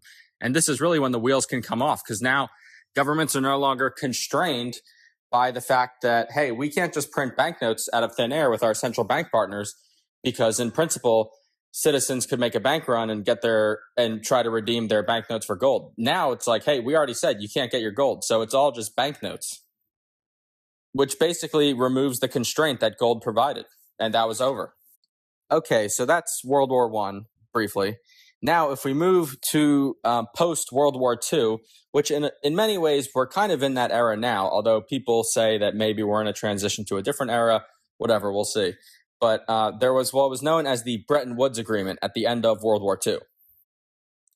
Okay, at the end of World War II, the United States was really the dominant economic superpower in the Western world. And the agreement was that other countries' central banks, which we've already discussed how and why those central banks emerged, they would hold US dollars as their reserve for their local nation's currency. And the US central bank, also known as the Federal Reserve, would in turn hold gold that other central banks could send its US dollar reserves for in exchange for the gold in the Federal Reserve's vaults. So this is another example of the layered money scheme that we spoke about earlier. In this case, just to reiterate, each country has its own local currency. Each country has a central bank. The central bank's reserves are US dollars, and then the United States Central Bank, also known as the Federal Reserve, its reserves are in gold. So gold is the most fundamental layer here still, but only at one node, which we'll get to why that matters. And then on top of that is US dollars, and on top of that is many other currencies in the world. So in theory here, US dollars should be as good as gold. But what do you think happened next? But at this point, the story writes itself. The United States, being in this privileged position of basically being the world's only backstop with no competition, went on a spending spree over the next few decades from the 1940s to the 1970s. And as long as no other nation whose currency was built on top of US dollars, as long as no other nation called them on it and, asked to have their money redeemed for gold, then the US could just keep going. And so they got a welfare state. They got basically an international warfare state like they've never seen before. And they just kept spending. And unlike the situation in World War I, in which, as I had mentioned a few chits ago, each European government and its central bank would print layer 2 monies out of thin air, thus siphoning the wealth from its own tax base. In this case, now, the American empire is effectively siphoning wealth not just from the American tax base, but from the tax base of all the other countries whose governments agreed to this Bretton Woods Agreement. This reminds me, I should recommend Alex Gladstein's excellent book, Check Your Financial Privilege. And that also reminds me, I should recommend other books about the history and economics of money, but maybe I'll do that at the end. You tell me. Anyway, okay, back to the story. Okay, so after this decades-long spending spree, other nations started to get suspicious and started basically to want to redeem their dollars for the gold that the United States government and its central banks and its central bank held. So you had France and Germany in either the late 60s, I think, or the early 70s, try to get their gold back from the United States. And then famously in 1971, President Nixon of the United States basically said, nah, sorry, you can no longer redeem your dollars for gold. And since 1971, it's basically been a fiat free-for-all. And that's the history of fiat money. And I'm sure I skipped important details, and I'm sure I made a mistake here and there. I have to get a lot of these details right. It requires a lot of precision. So feel free to follow up or ask me for any clarification or anything like that. It's funny. A lot of people will criticize money. They'll say, oh, it's fake, it's imagination, it's the source of all greed. Well, we talked about the source of all greed thing earlier, Arjun, when you asked about the relationship between capitalism and consumption. But it is funny when you learn about the history of money. A lot of these criticisms of money being fake and just pieces of paper that don't have any value, it's like, that's all because of the government. Logan, that is a fascinating history. Naturally, I want to delve into Bitcoin and other cryptocurrencies. Somewhere in this conversation, you stressed that the properties of hard money aren't physical as such, but economic, which I assume foreshadowed what we're going to talk about. So, Bitcoin. In an article of yours that was featured in the Bitcoin magazine, which I recommend everybody read, I'll link to below this chit, you talk about how sound money like Bitcoin facilitates rational memes that are strengthened by criticism, while fiat creates memes that inhibit criticism. Now, we've just talked about the history of fiat, and you said to me that we've made all this progress despite being in a fiat standard. If we have a sound money, we can make even faster progress. So maybe you can explain that epistemological connection of economics briefly, and then specifically delve into Bitcoin and its significance. I'd also love to hear about other cryptocurrencies and what perhaps makes Bitcoin different from all of them. Oh, and don't worry, I'm going to get a whole list of book recommendations from you at the end of this, so be prepared. The short of it is that market feedback is itself a kind of criticism.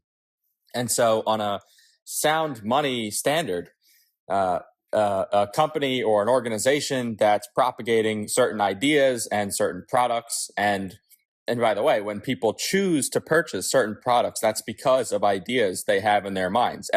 And similarly, when people choose to sell certain products, that's also because they have certain ideas in their minds. Now, on a sound money standard, it's much harder to actually survive and make a profit and stay in business. And by the way, you can think of market feedback not just in terms of kind of the stereotypical company, whether its bottom line is in the green or in the red. It's really more general than that. And that, I think, is the key to understanding why sound money facilitates the propagation of rational memes, that is, ideas that survive criticism, versus anti-rational memes, that is, ideas that propagate by suppressing criticism. So in an economic environment in which a central bank and governments cannot just print money out of thin air and bail out those that are politically connected or that are ideologically aligned with said central bank and the government, if you're a company or an organization and you are selling a product, and here by selling a product, I don't just mean selling widgets, as it were. You also have an ideology perhaps that you're trying to spread. You can only do that by surviving market feedback, by surviving that error corrective mechanism that is consumer choice.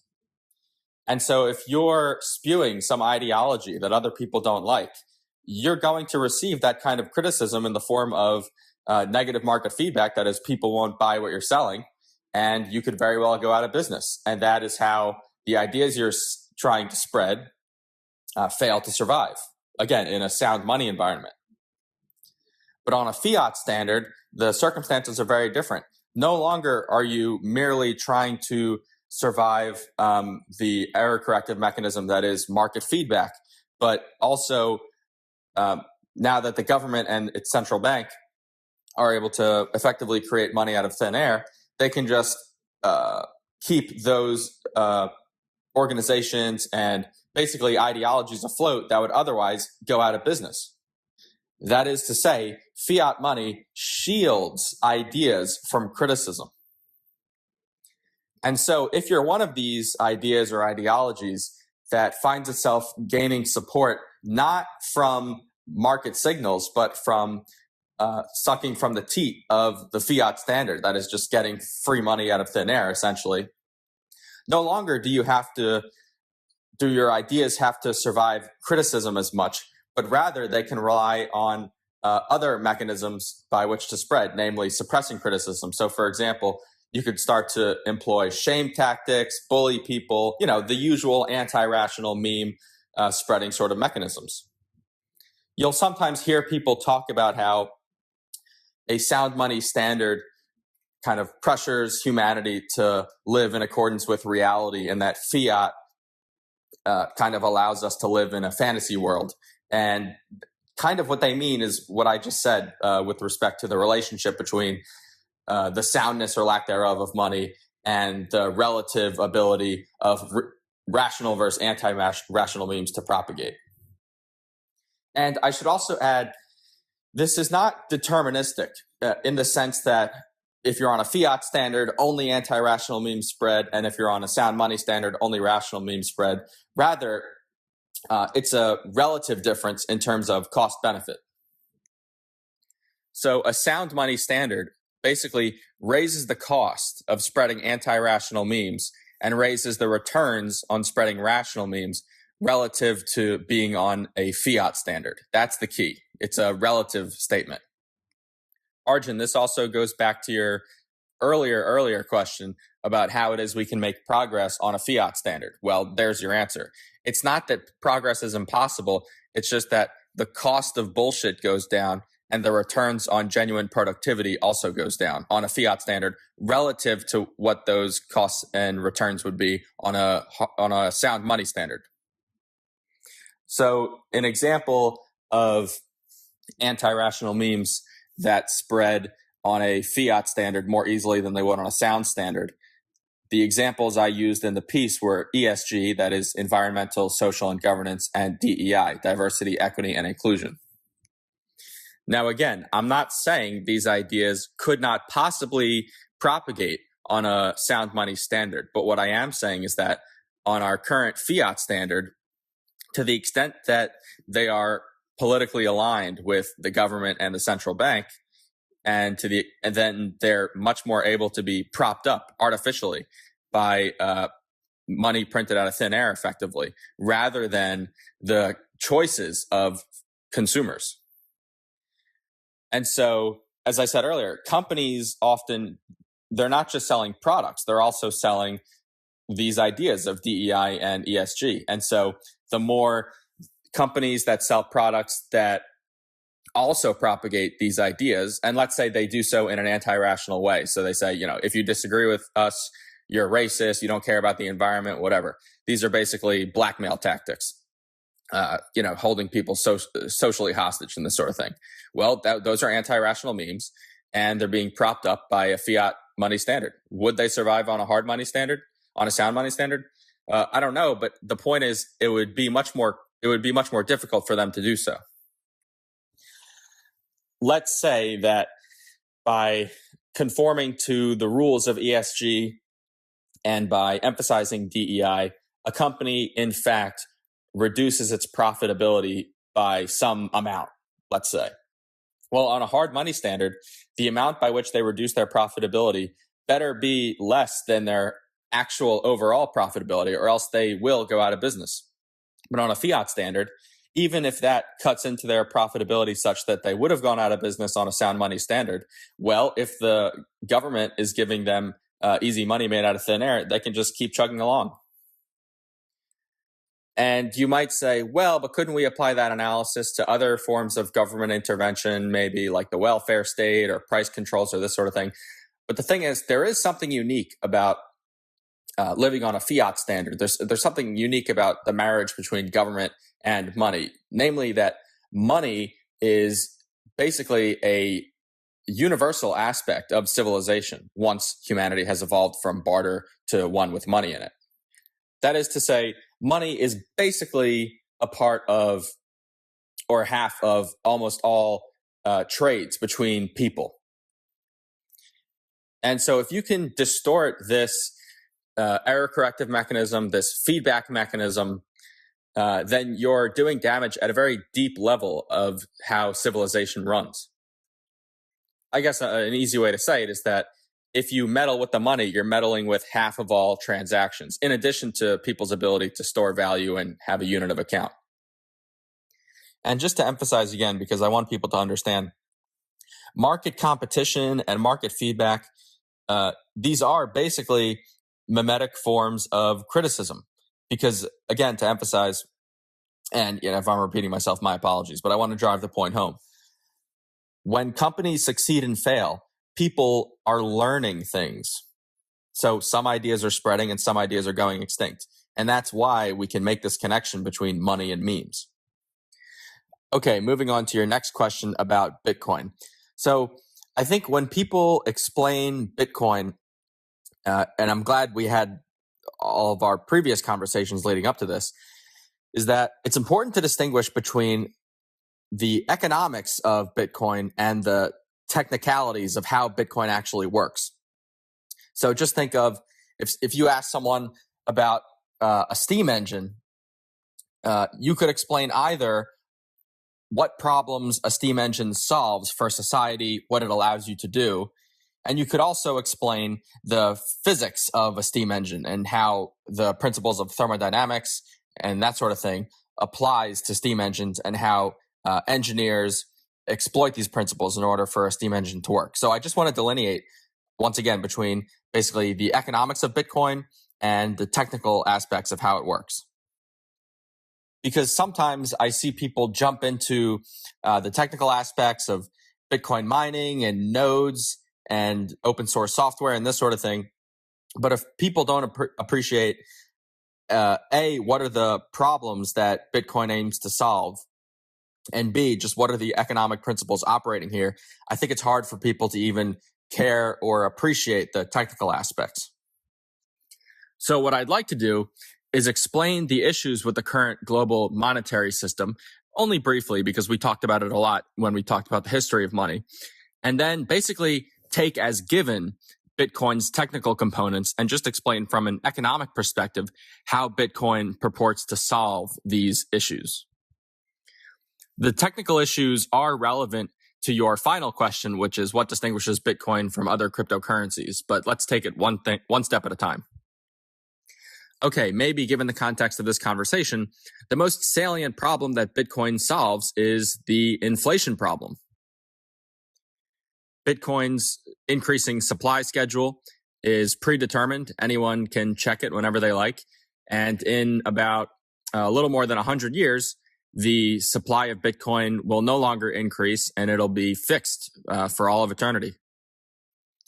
So that's nice, given the economics of increasing the monetary supply that we've spoken about.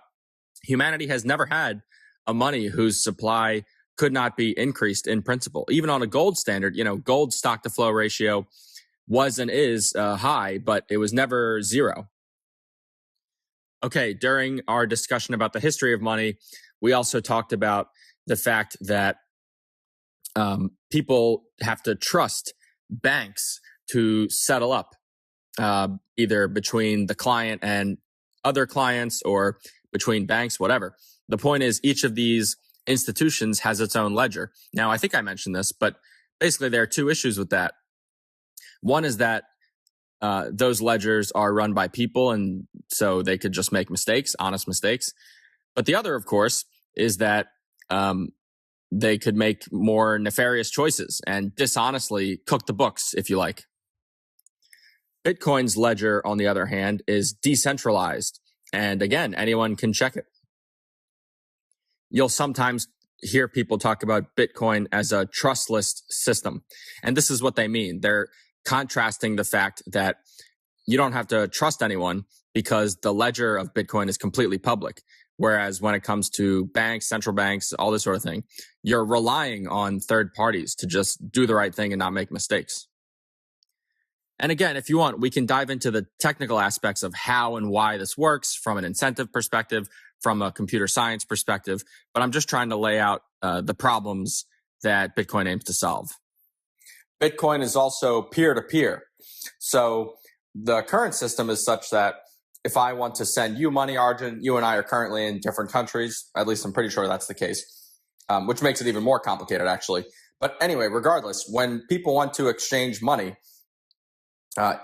excluding cash trades, basically you have to go through banks. The banks have to settle with each other, whatever it is. Even if it's the same bank, it has to make sure everything is kosher. Whereas Bitcoin is just peer-to-peer. Basically, I use my wallet, my Bitcoin wallet, which again, that's another technicality into how wallets work and that sort of thing. And I can just send Bitcoin directly to your wallet and vice versa. And relatedly, the Bitcoin network is operating 24/7. Whereas in the current system, you have to rely, again, on institutions that are closed for business, say in the evenings or on weekends, whereas the Bitcoin network is always running. And because Bitcoin runs on the internet, it operates at a speed you would expect of anything running on the internet. So payments are not necessarily instantaneous, but extremely, extremely fast. Whereas again, if we were trying to exchange money via banks, it might take a day, it might take 2 days, it might take even longer if it's international. Bitcoin is also not encumbered from a scaling perspective from the fact that larger and larger payments would require greater and greater transaction costs in the same way that gold was. As we talked about earlier, I think, entire ships would have to travel across the sea for massive settlements of gold. Now, to be fair to Fiat, Fiat doesn't really have that problem, but nevertheless, Bitcoin is digital, and so it's weightless and massless and all that sort of thing, so it doesn't have any of those issues.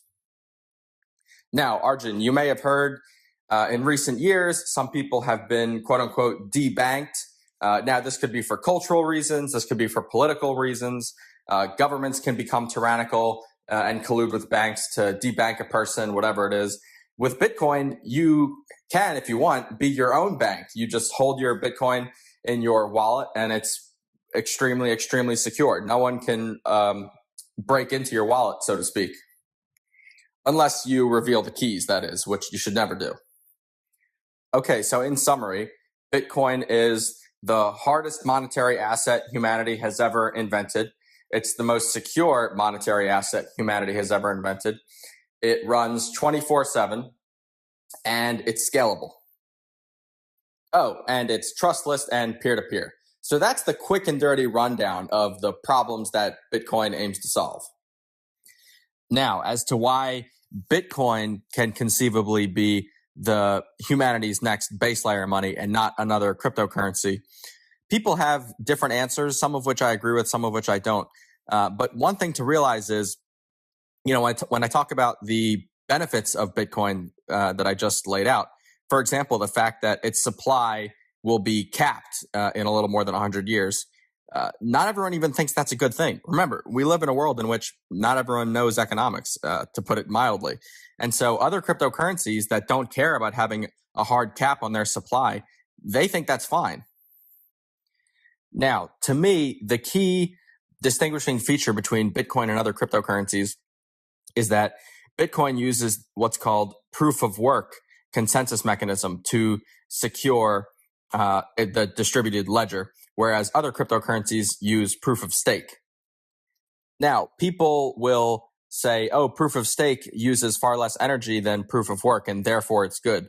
That's wrong for a whole host of reasons, but I'll put that issue aside. But I just wanted to flag that as to why would anyone go to bat for proof of stake in the first place. Okay, so basically, with Bitcoin's proof of work model, it is energy and computational resources that are expended in order to secure the Bitcoin network. And the amount of energy and computational resources that are required to break the Bitcoin network only go up as Bitcoin becomes more and more popular. So it's a kind of virtuous circle. So Bitcoin becomes more popular, it becomes more secure, it becomes more attractive as a base layer money, and so on and so on.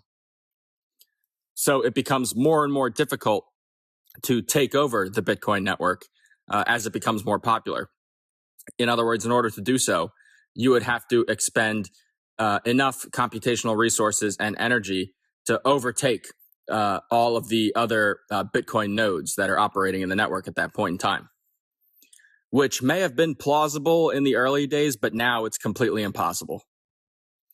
If I may digress for a moment, it kind of reminds me of people who retort to anarcho-capitalism is something like, oh, one company will just take over or something like that and reinstitute government.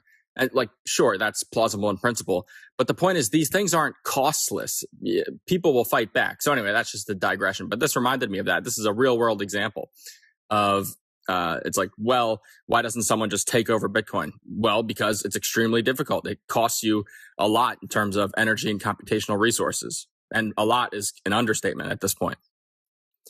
Now, because Bitcoin mining requires just basically electricity and access to internet, and maybe some special hardware in the form of what are called ASICs, it's nearly an egalitarian enterprise and becomes more so by the day. That is to say, it's extremely decentralized, which alone makes it very difficult for people to, let's say, collude in order to try to aggregate their resources in order to take over the Bitcoin network.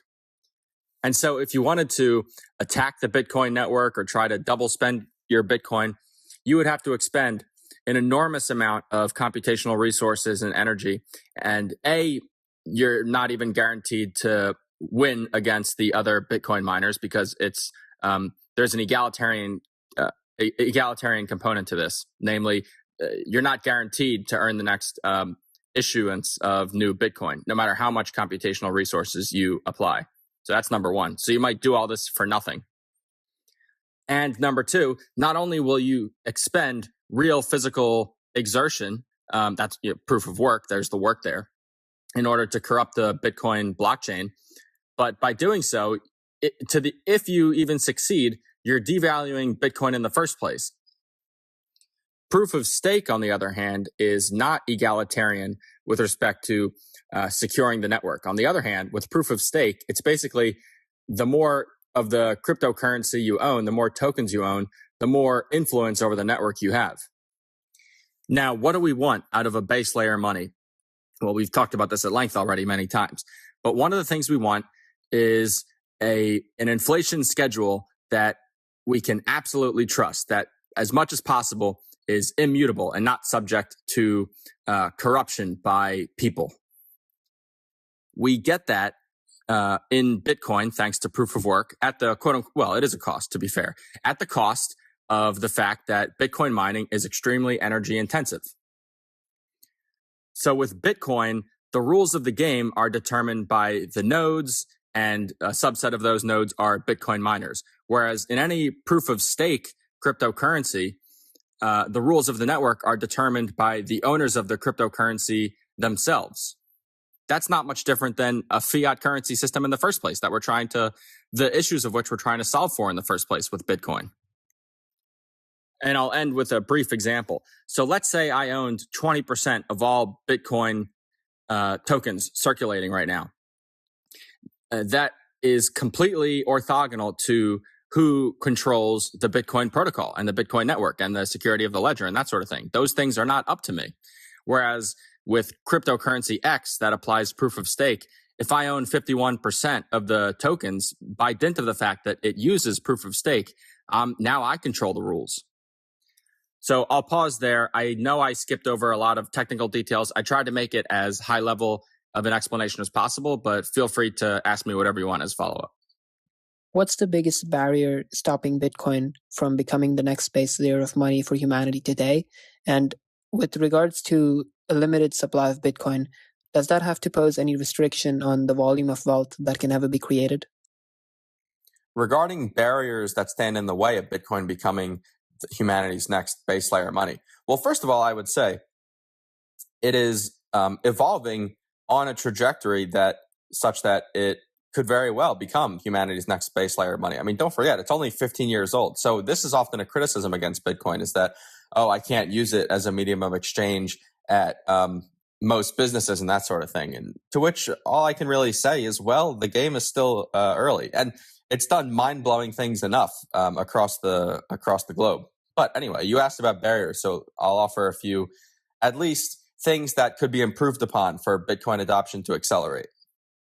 I think ultimately Bitcoin has to become more user-friendly. I think it has to become as easy as just downloading an app or something like that and using it, basically as easy as using Venmo. I would say it's not quite that easy most of the time, but people are working on that. So that's one barrier.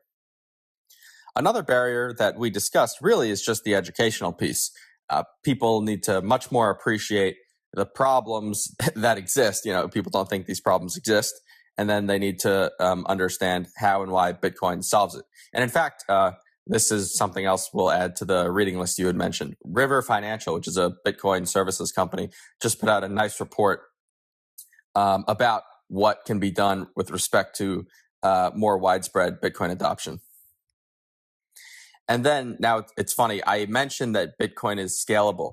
I'm not sure I would have been able to say that honestly some years ago, but there have been layer 2 technologies built on top of the Bitcoin layer that makes Bitcoin much more usable as a medium of exchange than it otherwise would have been.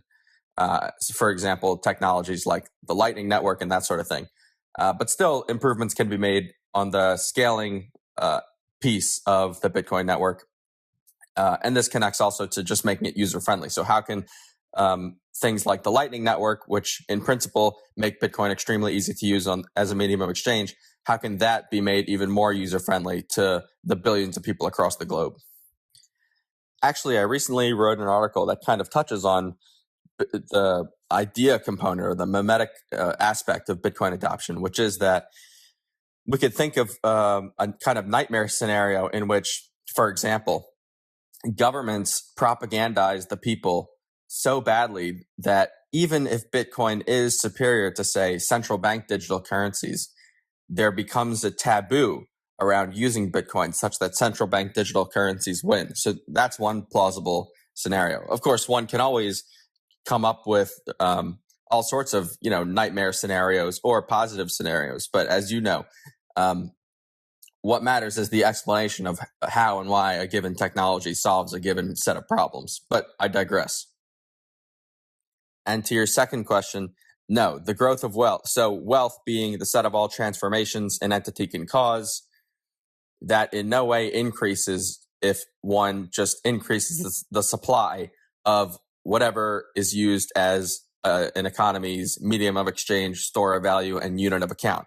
In fact, wealth creation is accelerated when there's no inflation. That is, when the money is not being increased in supply. Money itself, again, is just a medium of exchange, a store of value, and a unit of account. So to increase the amount of it in no way increases the set of all transformations we're capable of causing.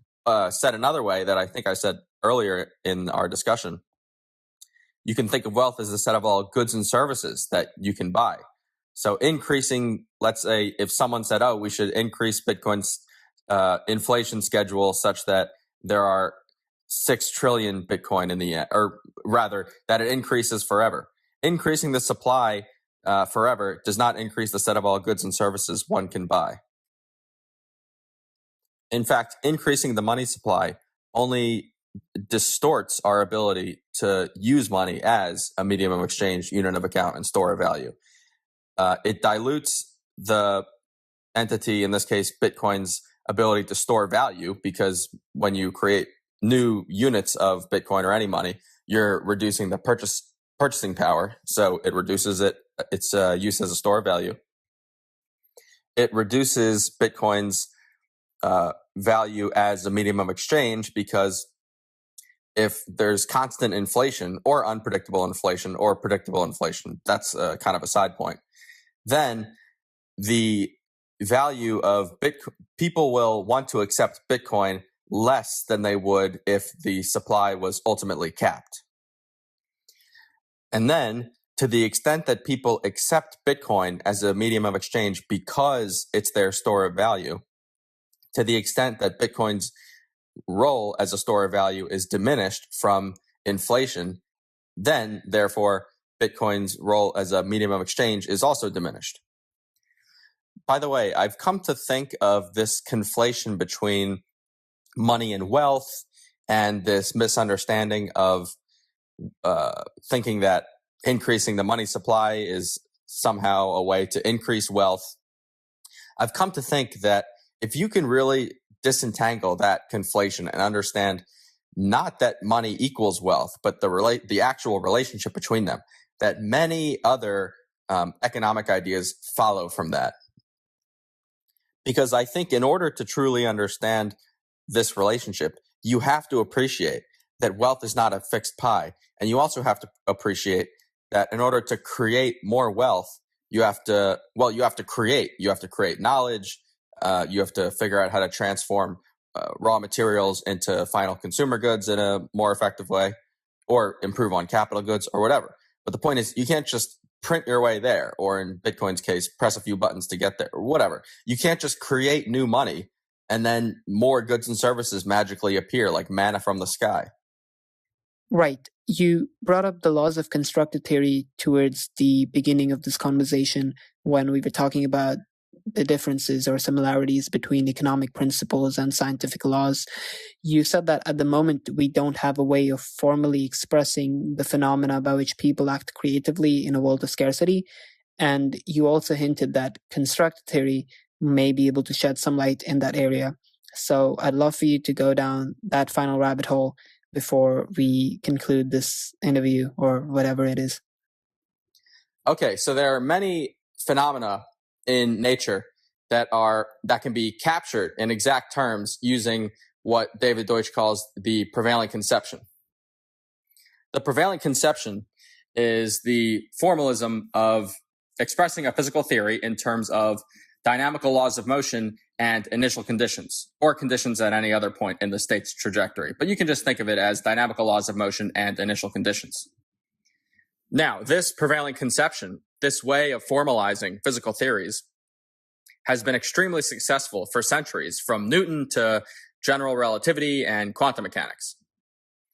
However, there are plenty of regularities in nature that simply can't be captured by this formalism for one reason or another.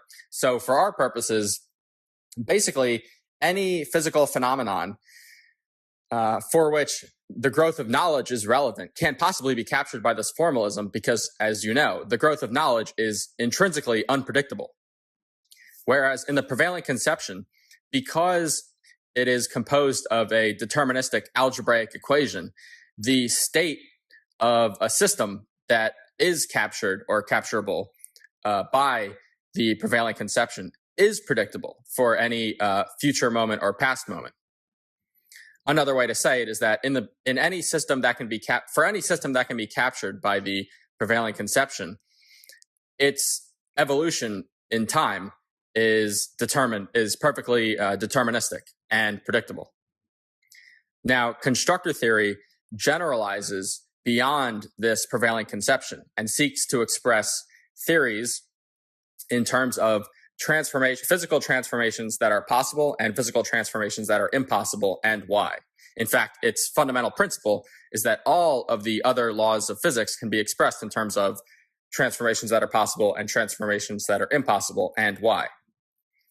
And here, when I say physics, it's more general than what's traditionally viewed as physics. In fact, that's part of the point of constructor theory, is that by making this generalization, it is able to integrate fields of knowledge that were previously not considered fundamental for what's in hindsight arbitrary reasons or unsatisfactory reasons into fundamental physics.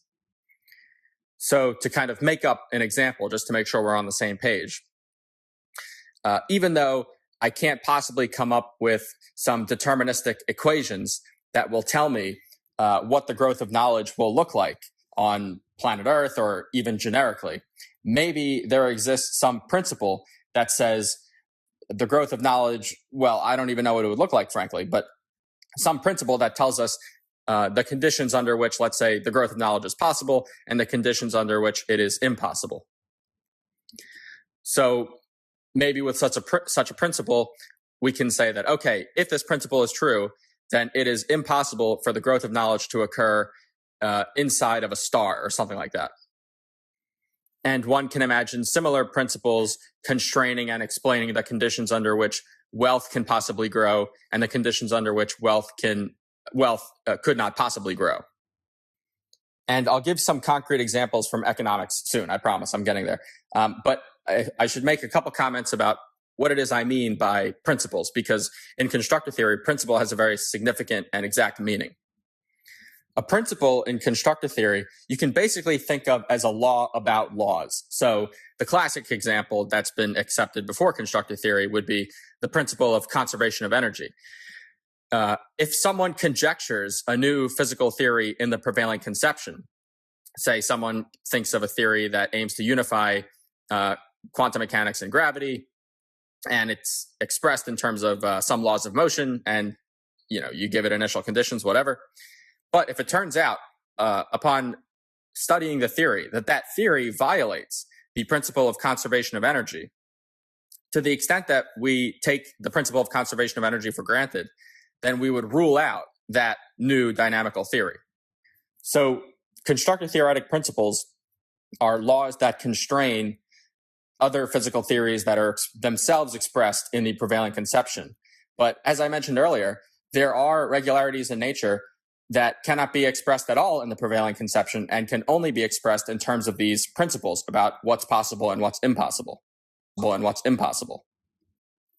Okay, now to tie it into economics. Since we've been talking about money a lot, let's use the emergence of money as an example. So in Austrian economics, it's well understood and explained how a medium of exchange and store of value can possibly emerge from a purely barter economy, for example. This was done by Mises, and it's called the regression theorem. But you don't have to even have a deep understanding of Austrian economics to understand what problems money solves in an economy that is increasingly growing and becoming more complex. Barter might work for small-scale local societies, but as an economy becomes more complex and people start to specialize, the problem of double coincidence of wants becomes more and more salient. That is to say, it becomes more and more difficult in a barter economy, to find someone who has exactly what I want and in the quantity I want, and who in turn wants exactly what I have and in the quantities that he wants. So let's say I own 6 eggs, but I want to buy 5 loaves of bread. That means I have to find someone who not only wants between 1 and 6 eggs, but who has at least 5 loaves of bread. That example actually isn't great because that's pretty plausible, but you see what I'm saying, that as the economy becomes more and more complex, it's going to become more and more difficult to solve this double coincidence of wants purely by barter.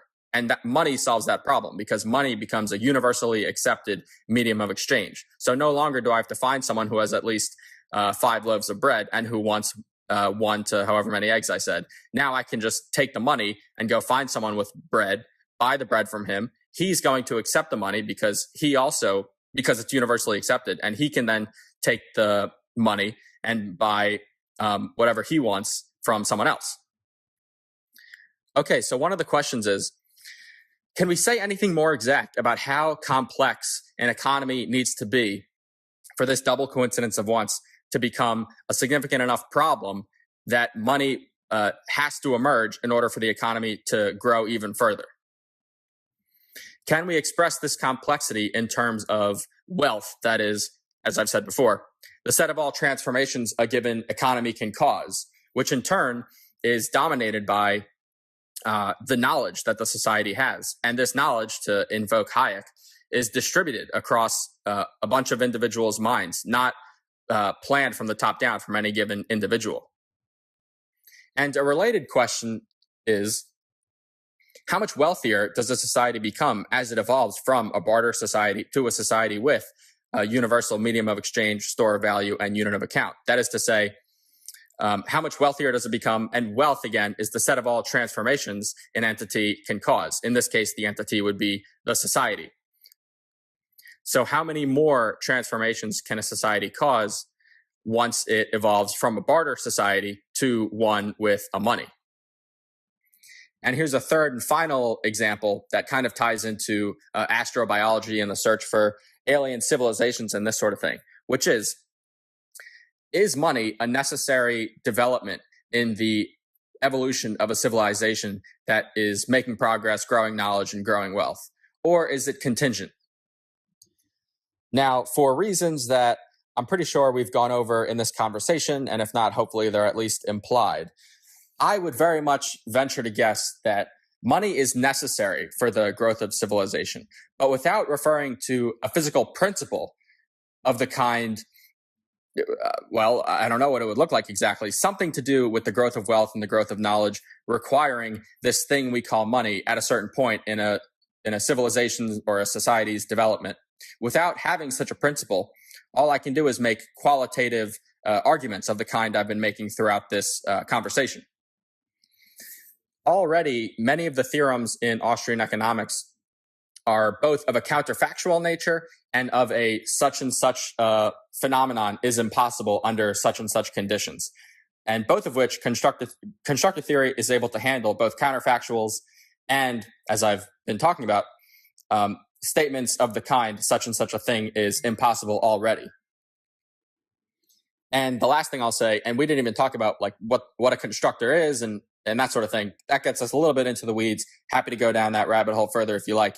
But one last thing I'll say is that constructor theory is the first fundamental theory in physics that's able to express knowledge in exact constructor theoretic terms. That is, knowledge fits very nicely into the formalism of constructor theory.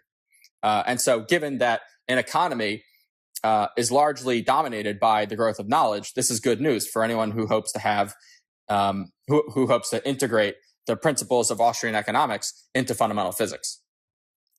One last kind of whimsical note.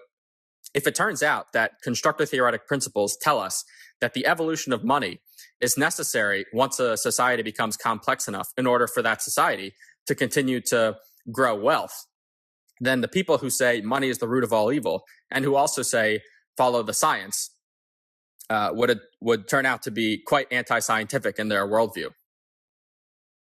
Or better to say, money is the root of all evil would turn out to be quite an anti-scientific phrase. Now's the time I get a reading list from you on all the topics we've covered. Perhaps you could break it down according to the topic. So someone who's interested only in Austrian economics gets only its relevant recommendations, whereas someone who wants to dig into constructor theory knows what they could read or what they could learn more from. Right. So Austrian economics first. I would definitely recommend Human Action by Ludwig von Mises. It's an extremely large book, but he really explains the method and the methodology of Austrian economics. And we haven't spoken so much about kind of praxeology and that sort of thing, but that's the book where you want to understand why Austrian economics is our best understanding of economics, is our best way of explaining economic phenomena. And then there's Man, Economy, and State, written by Murray Rothbard. That's also a giant book, but it's also easier, I think, because it's written in more modern English. So I would definitely recommend that as well. And by the way, for both Man, Economy, and State and Human Action, don't be intimidated by its length and don't think you have to read the whole thing.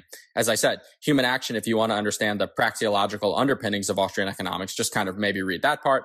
And then for Man, Economy, and State by Murray Rothbard, you can kind of flip around just to see what interests you. So those two books for sure.